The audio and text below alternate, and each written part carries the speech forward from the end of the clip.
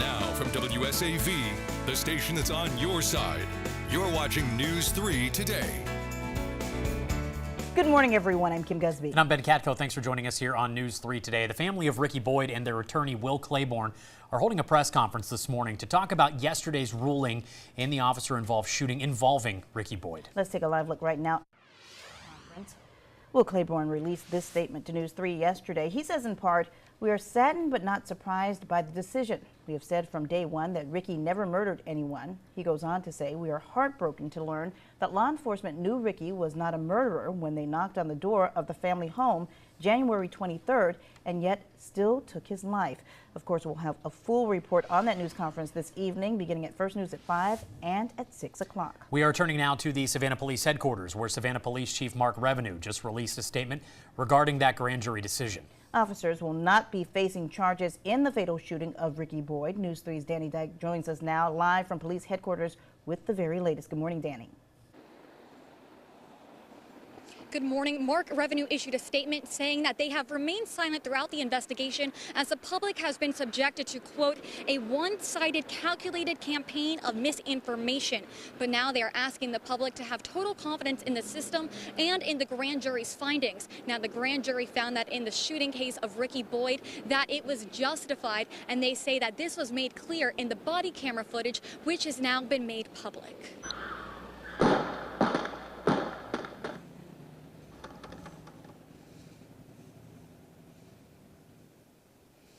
The grand jury had to slow down the video frame by frame to get a clearer picture of what happened. But they say the video did show Boyd ignoring officers' requests to raise his hands and then pointing at what appeared to be a pistol in their direction.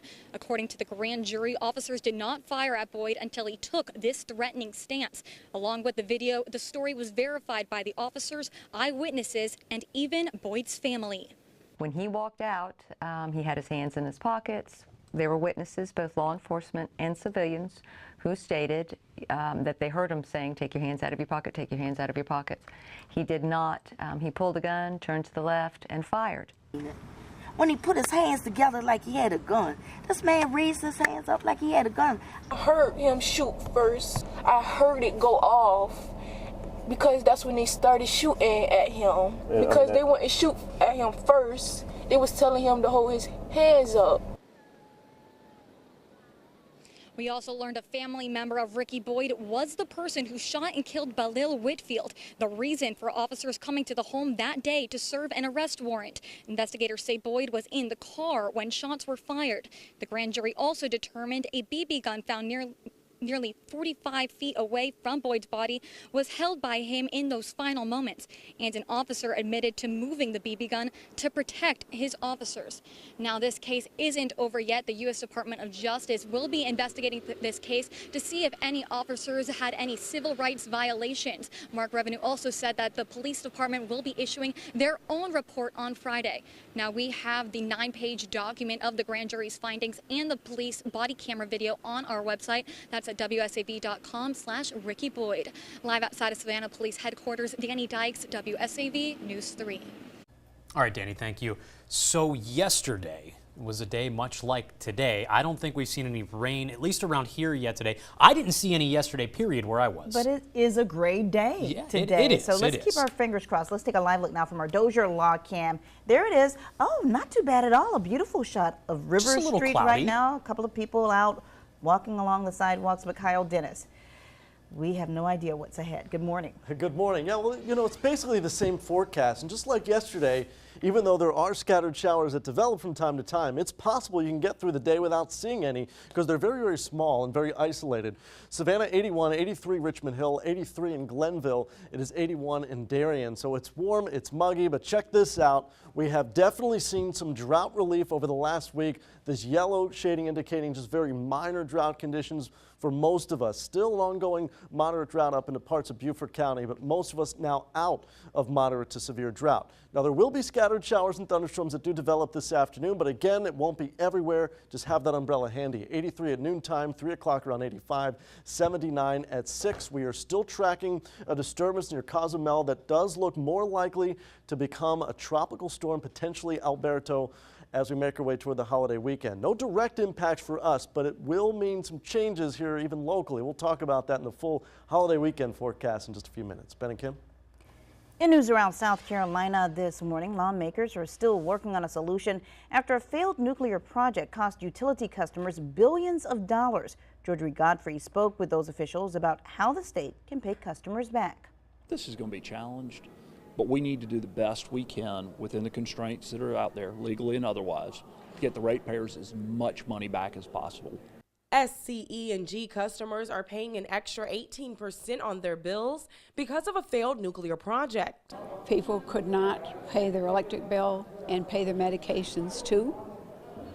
And it became worse each year with the rate increases. So lawmakers are working to offer customers relief on those high bills. The House is proposing a full reduction of the 18%, which the utility company fears will lead the business to bankruptcy. The Senate, on the other hand, is trying to tread lightly. Lawmakers there want to reduce rates by 13%, leaving customers still paying an extra 5% on their bills. You want to give customers relief, but you don't want to take it to a point that you can't defend it. Because if you can't defend it, then the customers aren't going to get any relief. And so you don't want to do that. The Joint Conference Committee is planning to meet again at the end of June. At that time, they hope to have something a little more concrete to go ahead and pass. In Columbia, George Godfrey, WSAV News 3. State leaders are looking to essentially undo the legislation that allowed a state committee to approve the request to raise rates on utility customers. They hope the reversal will also protect other utility customers in South Carolina. Also in the Lowcountry, closing arguments are underway in the trial of a 1980 murder and rape case in Beaufort County. Yesterday, jurors heard from a woman who claims the defendant assaulted her 3 years later. The woman, stationed at Paris Island at the time, said she was late for work and took a ride from Isaiah Gadsden. She claims he drove her down a dirt road in Burton and raped her. Gadsden was arrested and charged in that case, but took a plea deal. The prosecution claims her story is similar to the 1980 rape. And he started putting his weight against me and being struggle. And he threatened me. He said to stop struggling. He was going to blow my brains out. The defense claims the prosecution only has science as evidence against Gadsden, referring to a DNA match, but that it is not enough. If found guilty, Gadsden faces life in prison. The jury will enter into deliberation later on this afternoon. 4 letters have been sent to the Board of Regents concerning Savannah State University. Accusations against President Dr. Dozier coming from students, alumni, anonymous faculty members, and now local ministers. The latest is from the Interdenominational Ministerial Alliance, dated February 12th, but just into our hands yesterday. They say they're concerned about the university's strategic plan through 2020. More specifically, speaking to the decline in retention and graduation rates. A spokesperson from the Board of Regents says that they've been working with Dr. Dozier and the university, and they share the same concerns about safety and retention rates. The Faculty Senate recently sent a response to the Board of Regents supporting Dr. Dozier after the complaints were filed. However, a letter from the students has more than 1,500 signatures asking for her dismissal. We've got a News 3 follow-up for you out of Wayne County this morning. You may remember our story a week or so ago about a group of students and their families who paid for a cruise only to find out that the trip was never booked. Well, businesses and neighbors in Wayne County came together and raised tens of thousands of dollars in just 10 days. That money will be used to send those high school seniors on the ship that they were supposed to be on in the first place, the Carnival Miracle. Residents say they felt sorry for the kids, many of whom had paid for the trip themselves and were motivated to help. News 3 is on your side as some of you are getting ready to travel this holiday weekend. Many travelers are already hitting the nation's airports. The Thursday before Memorial Day, which is today, is considered one of the busiest days for airports across the country. Reports say that you should expect delays no matter where you're flying, but getting in and out of New York is the most difficult. The shortest delays are for airports in the Pacific Northwest. Memorial Day is also the unofficial start to the summer driving season, and we're in the middle of National Tire Safety Week. Underinflated tires increase the risk for flats, blowouts, or loss of tread. Keeping your tires properly inflated can save you up to 9 cents per gallon on gas. The National Highway Traffic Safety Administration recommends you check your tires at least once a month.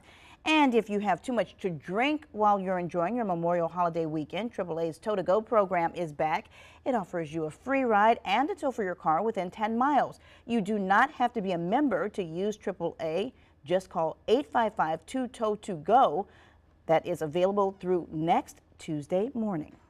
The cleanup effort is still underway after that military plane crash a few weeks ago in Port Wentworth. Coming up after the break, a family member of one of the servicemen lost in that crash speaks exclusively to News 3.